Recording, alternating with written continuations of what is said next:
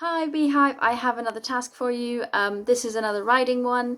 Just to start with, I want you to find a piece of paper and a pen or a pencil.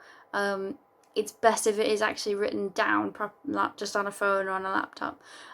So once you've done that, come back and I want you to write a list. It can be as long or short as you want, probably at least 5 words, I would say, of single words that describe how life is different now.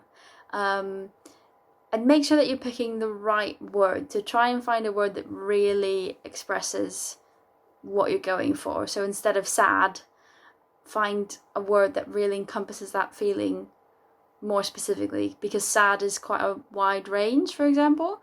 And I think you can definitely find more interesting words. So once you've done that, make your list. So pause the video, and then once you've made your list, come back. And then I want you to rip up the pieces into like individual one word on each piece. And I want you to just start shifting them around and see which words work next to each other, both in terms of the way that they're said and the melody of the words together, and also just in terms of like visually what looks good together, thematically what looks good together. And then once you find a structure that you feel happy with, you can start to add in extra words in between to make it sort of make a bit more sense. And then I want you to either take a photo or write it down on a new piece of paper, or on your phone in that instance, or a laptop.